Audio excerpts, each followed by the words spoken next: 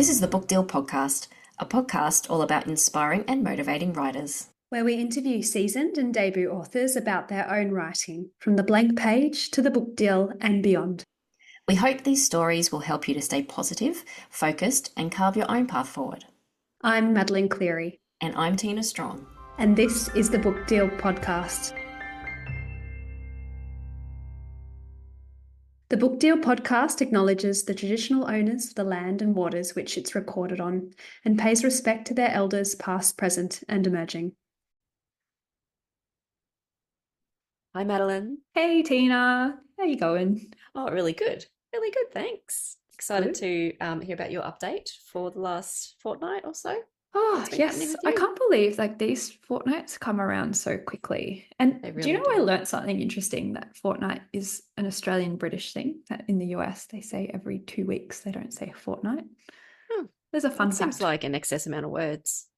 I know. Fortnite is so convenient. Yes. Okay. So I have a very brief update. I received my proofread copy, which is very exciting. So the next month, I'm going to be going through my manuscript, trying to find any errors or issues with the typeset. It's so exciting to see the typeset though, because it looks like a real book now.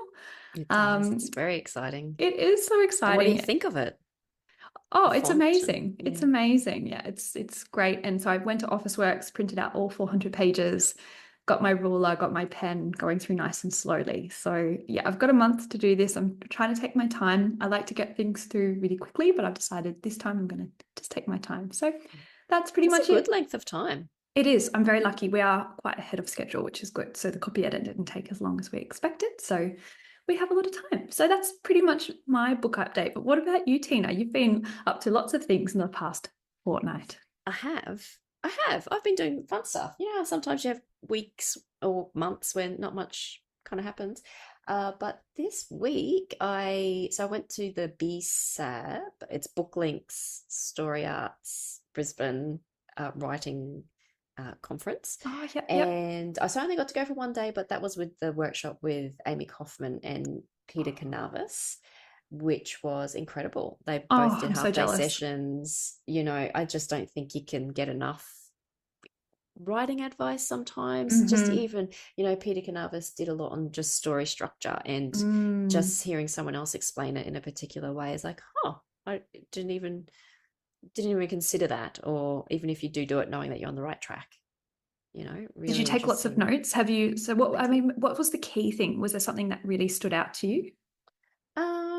I think with Peter Canavas, I really enjoyed how practical he made it, because he writes a lot of middle grade as well, and just some of the little tips. You know, sometimes it's nice to put in like a saying that someone says, and that's not even middle grade. That's like, that can be all books, like a particular saying that someone says all the time. Sometimes a particular object that's just hanging around, but it's really special for someone. So it You know, makes all the those little unique things. to the individual character rather than something Yeah. that like, oh, my heart thumped. It could be like they picked their fingernails or something, you know, Yeah. trying to make it unique. Is that? Yeah. Lots of nice little suggestions like that. I thought was I really love good. And that writing's a continuous learning journey, isn't it? We're always learning. Yeah. It's hard to, you know, I don't think anyone's at that expert. It's hard to call yourself an expert, I think, because there's always new ways to do it. Yeah, absolutely. Yeah. And then yesterday I got to help one of the Debut Crew 24 celebrate the launch of their new picture book. So it's called Oh, Like a Gannet. I'm going to show you how cute the font oh, is. it's so It's cute. Look at the little Like a baby. Gannet. Yeah. So that's by Kirsten Eland and illustrated by Deb Hudson. And it was just really nice to go down and, you know, visit another local-ish author and help them celebrate. So that was really fun. Had some Oh, that's good. cupcakes. I love a launch. I love a Yeah. book launch. It's so fun, isn't it? So exciting. Yeah. Yeah. But I wanted to talk to you, Madeleine, about What's our theme? What are we talking about? feedback, I think, when you Oh, receive okay. feedback. Because, you know, you get it through all various stages of writing. If you're just new and you're first putting it out to the world, and you can submit it to, you know, competitions and get a bit of feedback. You can join a writers group and get some feedback. And, you know, I think it's, you know, I want to talk to you about if you have some advice on how you think people should, deal with receiving feedback because, Mhm. not everybody, and as we know, you can ask 5 different people and you probably get 5 different responses back. But the reason why I want to bring it up is because I know that you received some feedback recently on one of your manuscripts. One of my manuscripts, that makes me sound One so of prolific. your most recent manuscript, I Yeah. guess. Oh, I love feedback. I think, do you like feedback? I love it. I get very excited. Yes, and I'm very open to it. But I can't Yes. say that I've had the feedback that you've had recently, because I don't write sex scenes in my books. I write So middle now, grade. okay, I'm just going to warn listeners, if you've got small little kiddies in the car, maybe you want to turn this part down. Yeah. So, it's sometimes, you open your feedback and it's with Mm. an open mind and you take it Mm-hmm. all on board and you're Mm-hmm. prepared for people to, be reading your innermost thoughts that you're That's putting on the right. page and getting back to you. But does it feel a little bit more personal when it's about a A sex sex scene. scene? Absolutely. It's funny. Like I kept giggling, which I'm I'm like, giggling now. I know, isn't it funny? It's like, oh my gosh. Wow. Okay. Mhm. So I'm working on my second book and I recently got some feedback on that. And and it was really, really helpful and useful feedback, which I'm going to take away and do. And this, I should say to listeners that this book, it's contemporary sort of domestic suspense women's fiction book. And it's wonderful. And it's quite different to my historical fiction book. And so in one of the characters, she has this very wonderful sort of sexual experience. And it's very true. The feedback I got was, while it's very tasteful, tasteful, not sure if that's how you want your sex scenes described. You could be more explicit here. It's, your own personal preference, of course. Perhaps, think about what you can do to spice things up a bit. And so I read it and I laughed, and I think I messaged you straight away. And so I was, as you do, I was having a glass of wine with mum on Friday night, and I told her about this advice. And I said to her, Mum, I absolutely pulled back on this sex scene because I thought about you reading it. She goes to me, we've got our wine, we're sitting in the sunshine. She goes, darling, she's like, don't worry about that. She's like, don't worry about me. You just put me out of your mind when you're writing. You just go for it. I was like, Put me out of your mind when you're writing a sex scene. That's what you want. Thanks, Mum. I wasn't thanks, Mum. really. And she's like, just tell me the page numbers and I'll skip over them. I'm like, Bless yes. her. And then my Thanks. dad's there. Dad's next to her having a wine, and Dad goes, oh, I can't wait for the mini series of this. Oh no. So I feel actually, after having that conversation with Mum, I Oh, feel a lot more confident to go forth and spice things up. and So you're going to really spice it up now, aren't you? I am. And so Good. I've messaged a couple of my girlfriends, and we're going to get together and we're going to have a bottle of wine. And we're going to work together and we're going to make this a bit of a fun night, and we'll flesh it out, So to speak. so to speak. Oh, So wow. yeah, it's super fun. So, And randomly, this also came up in our debut crew. We started, it our did. Discord writing, like asking lots of questions, and it came Yeah. up naturally. It wasn't something I Yeah, prompted. someone else had a question, didn't they? And so I thought the advice was super cool. So if you are writing sex scenes, I thought some of this advice is really good. So I'm not going to name names from our debut crew. I'll keep it all anonymous. But the best advice is to not write sex scenes like you're writing an instruction manual. So saying tab A fits into slot B, and to focus instead on feelings and emotions. So you're always going to cringe when writing them. But focusing on the feelings and emotion, I think, is really important. So I was like, okay, that's really good advice.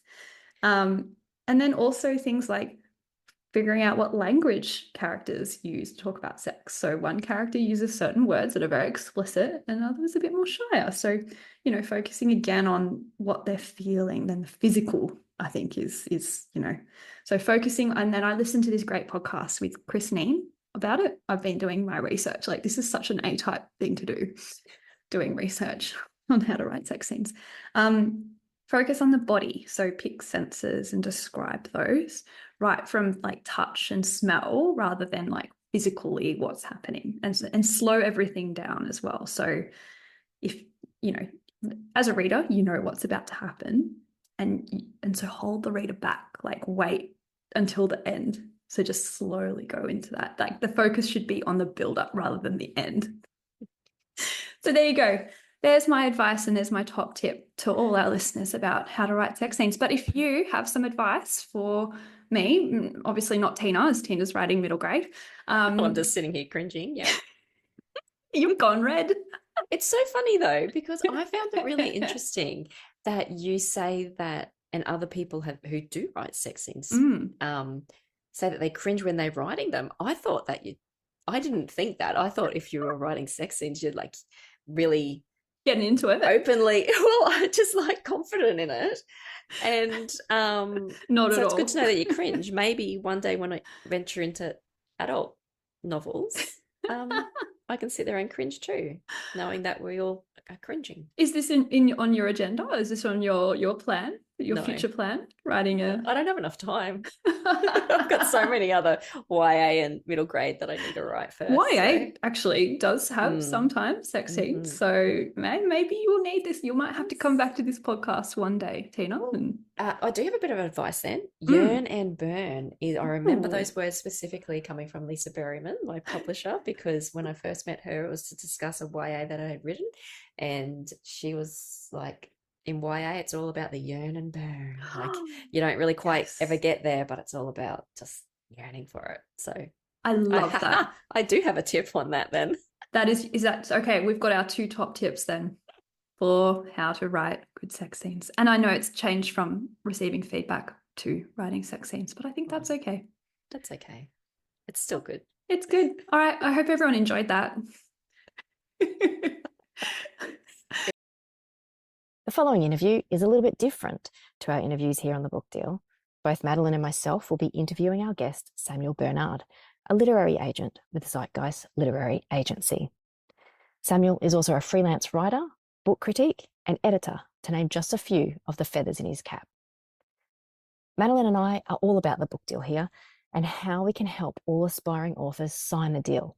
So we knew interrogating a literary agent would provide many gems of knowledge to help authors.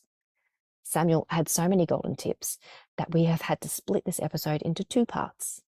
In part 1 of our interview, we talk social media. We talk how to construct your pitch for the ultimate chance of success. We talk why the first 500 words of your manuscript can be the most important. We talk comparative titles and how to find them. And we get the hard truth on the benefits of having an agent. We hope you enjoy part 1 of this interview.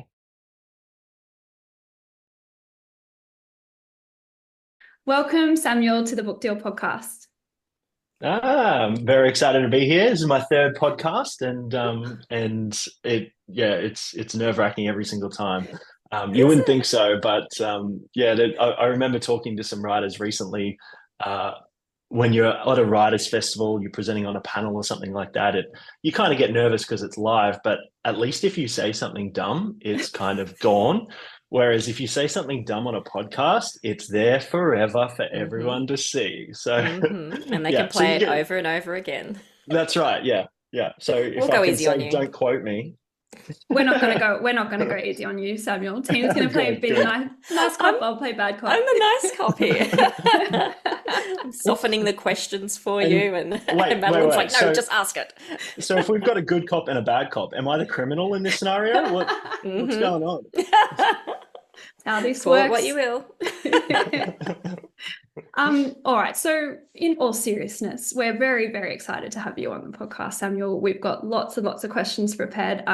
But we also thought, like, given we're all about book deals, obviously here on the pod, that we should also talk to someone like yourself, because you are, we're guessing, someone that spends a lot of time thinking and working on book deals. Yeah, sure do. Yeah. All right. So Tina. So I'm going to take it away with our first question, Samuel. a little bit about yourself, I guess, a little bit of your background. So, can you tell Mm. us about your journey to becoming a literary agent? Is it something that you've always wanted to do?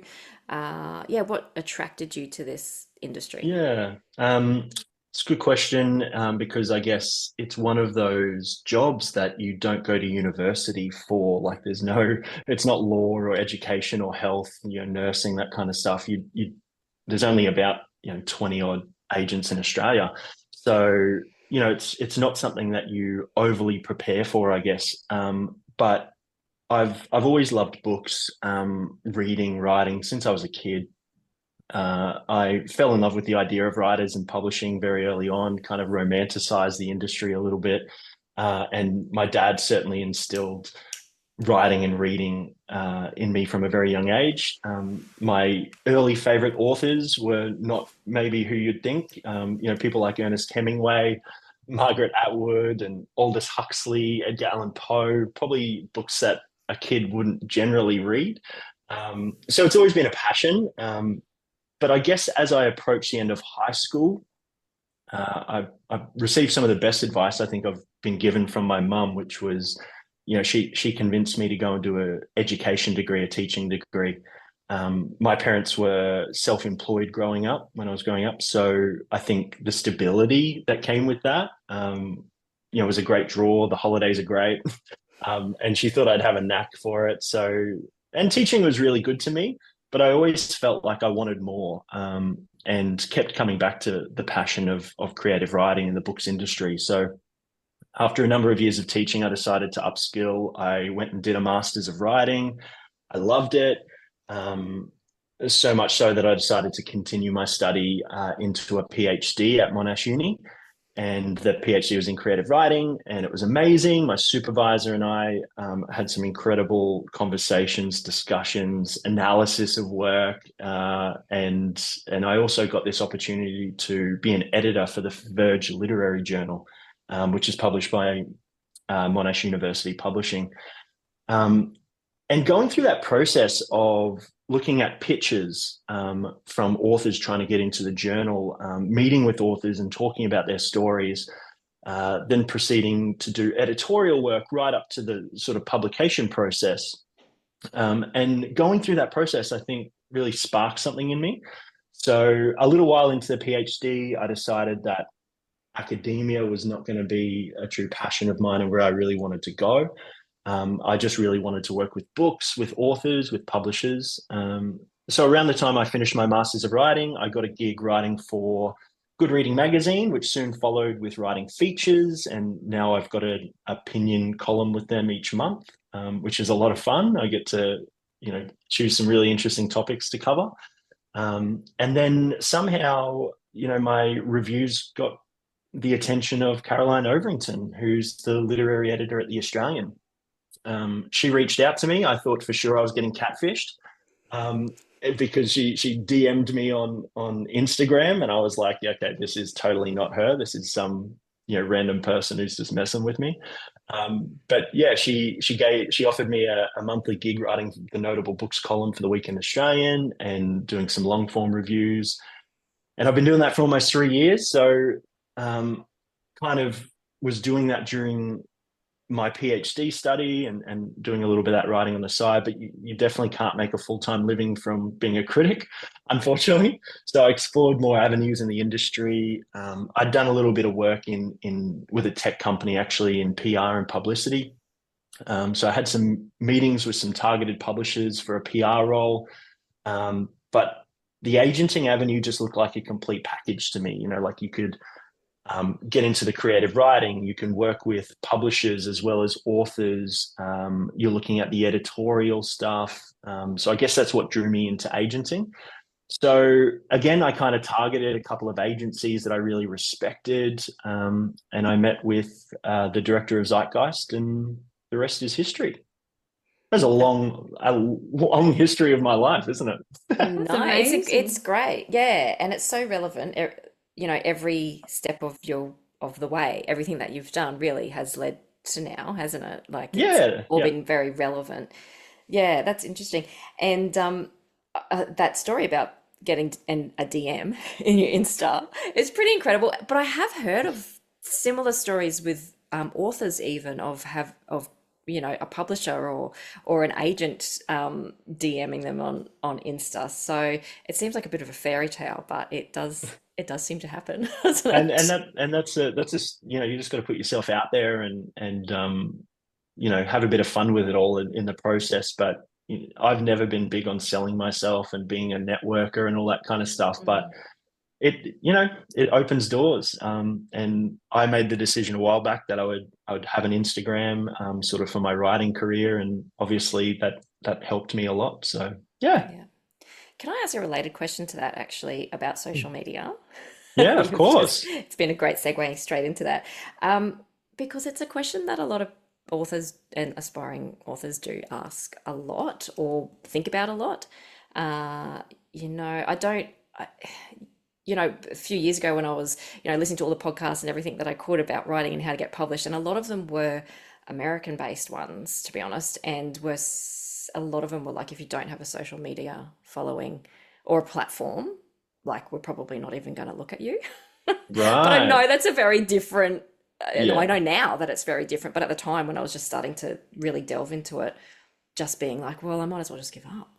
Like, what's the point? But I know it's very different over here in Australia.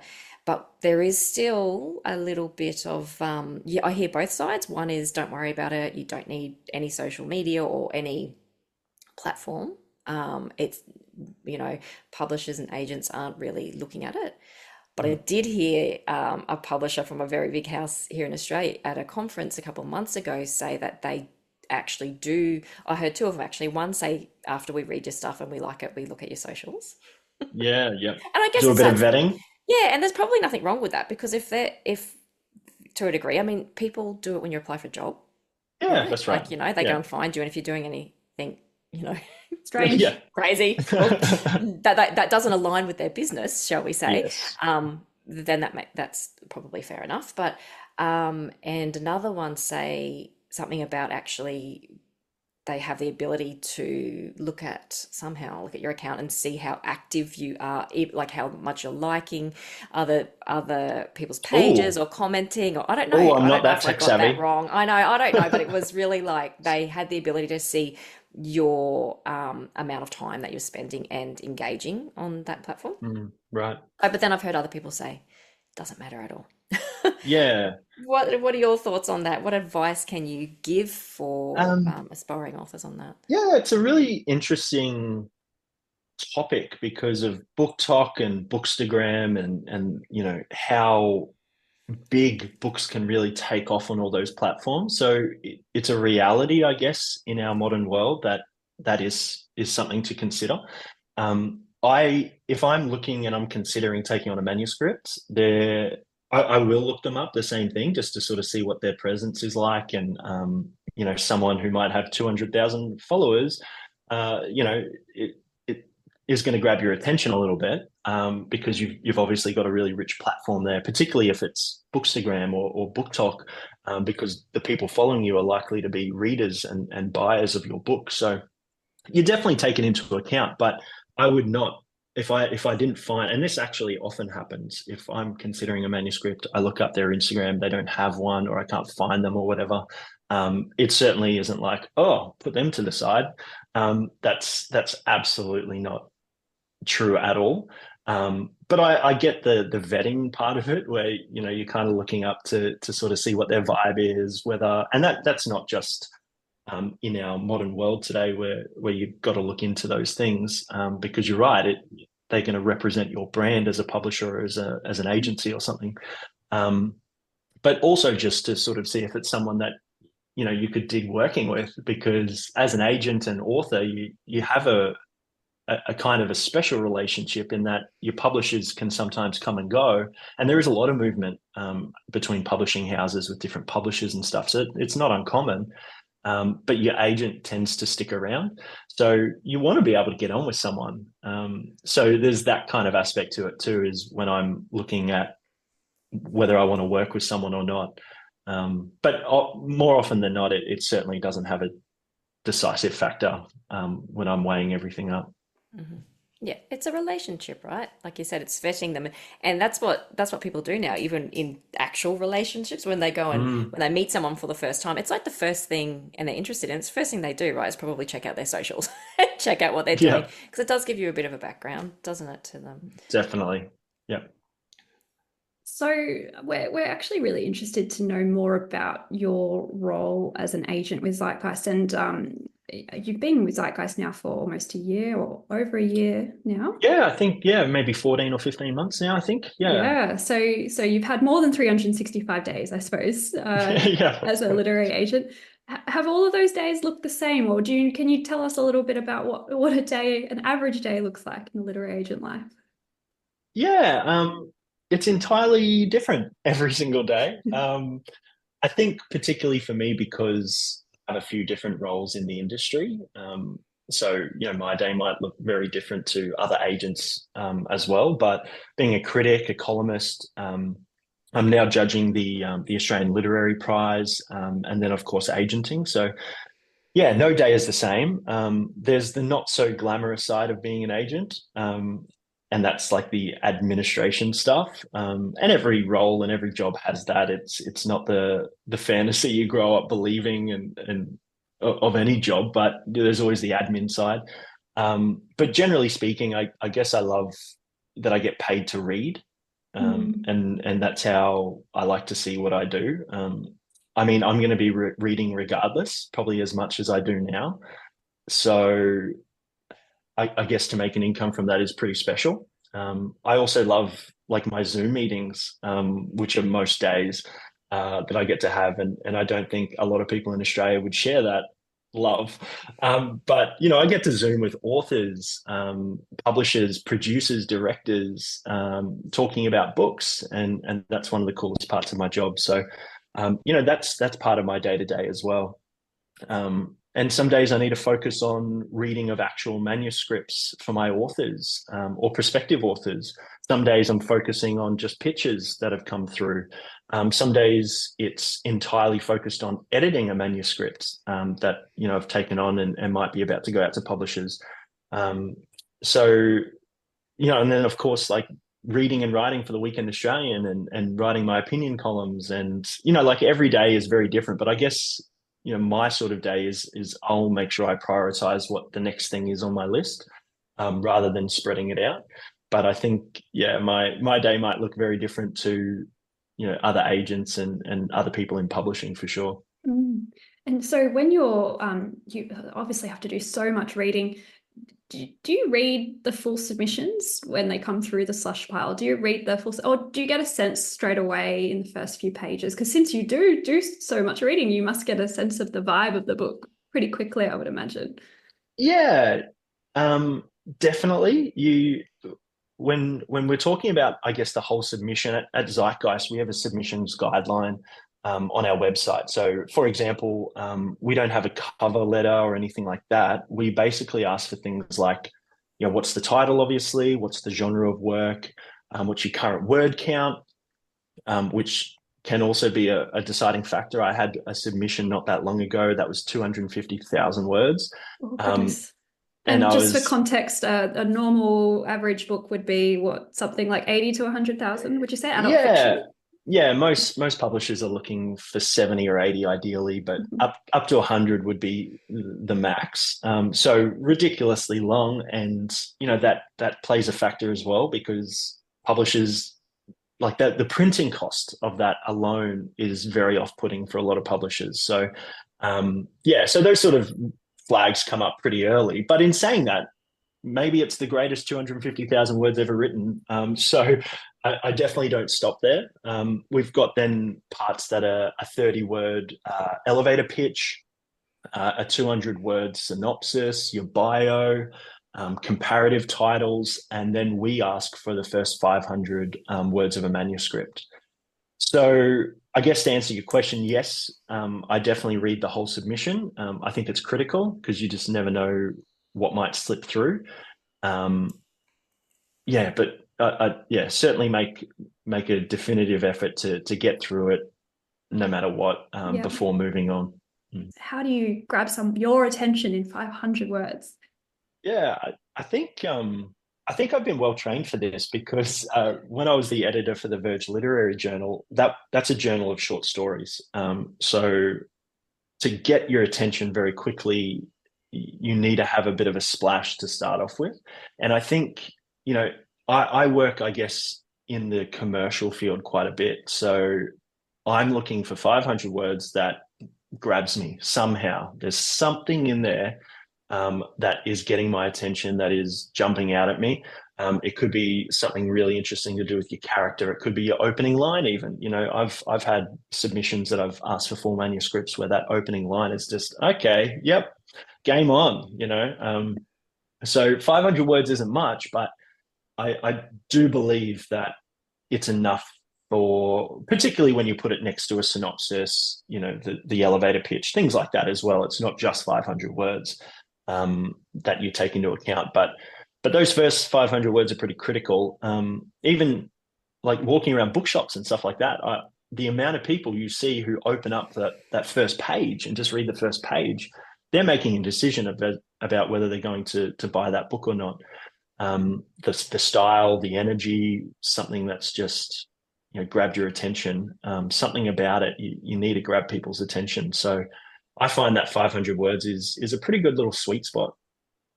Well, that's a good top tip then for all our listeners who are submitting.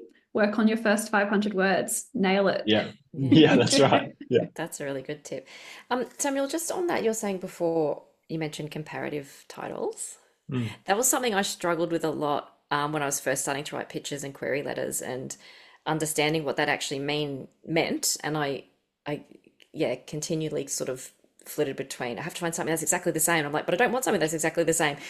And it was hard to understand what that means, and because it's not necessarily saying what's something that's exactly the same, but something that is a similar style or has a similar meaning or appeals to a similar audience. Can you give us some advice there on what does that actually mean, a comparative title, and what's a good way of finding a comparative title? And how important is it as well? Because I've heard that it's quite important to think through this. It is important, not only for an agent, but publishers. One of the major things that they need to consider when they're deciding whether to take on a manuscript and publish it into the world is where it sits on a shelf, in a bookshop, in a library, whatever. That's so critical for them to be able to market it. And I'm not a marketer. I've never worked in sales or anything like that, so I don't know the intricacies of that. But it is something that is often discussed: is where, who's the buyer of this book, who's buying this book, where are we listing it, what books is it sitting next to on a bookshelf. Now, you guys can't see my bookshelves, but I'm very painful in how I arrange my books. And so I can only imagine what it's like for a bookstore to be thinking about, if someone's been drawn to an area, let's say Rachel Johns is sitting on the bookshelf, who is surrounding her there? Those are the sort of questions that you really need to consider. And nobody is expecting everyone to know all books and have read everything. And, I read heaps. But even there's gaps in my knowledge. I often see comparative titles and I'm like, oh, never heard of that. But you Google it, you look it up, you see what the vibe is, you see what the synopsis is, and you start to get a bit of a sense as to what they're trying to achieve with it. So it is a bit of an art, and I do place a lot of importance on it, because, from an agent's perspective, because we need that information then to be able to position it and be able to then, I guess, pitch that particular place on a bookshelf to the publisher so they can market it. They know exactly how to do that. And how do you feel about people using a book and a movie or a show or a person, or a vibe, or an industry? I've had TV shows and films before, and I'm into it because I'm the same. When I'm talking about some of my favorite maybe historical novels, I draw in some parts of different TV shows, Band of Brothers, stuff like that, that I absolutely adore. When I'm trying to like round out my idea of what's good. So I'm here for that. I've not come across like people or vibes in that sense. So yeah, I'm not sure how I'd react to that. But I guess it's all kind of like a bit of a mood board in a sense, isn't it? Like you are just trying to get a grasp on what they're trying to achieve and where they're trying to position the work. So I mean, if you send it through and it makes sense to me, then all power to you. Can I confess that I used a person in a book then for Oh, mine? You have to did I tell us say what. something bad about it? No, no, it wasn't a setup, I promise. Yeah, I can. Do you want me to tell you what it is? It Please, yeah, was. pitch I don't me. know if you know. I did not sign up for an online recorded pitch today. Okay, but Oh, it this is already. all a ruse. This whole podcast is a ruse. No, it's already signed and it's okay. So it's Good, good. so this was for my my series that comes out next year. So it's middle grade and it's about a girl who lives in a zoo with her family. So my pitch was if Bindi Irwin met Juliet Nearly a Vet, which is a book series for kids, then you Yeah. get Nika Wilder, who's the main character. Oh, And see, I like that. Yeah, that works for me. Yeah. And it is such, I can totally see the benefit of that because it is like drawing a mood board, isn't it? It's trying to get different elements from popular culture that we all understand, we can all get on the same page. And that's exactly what you just did. So yeah, I'm here for it.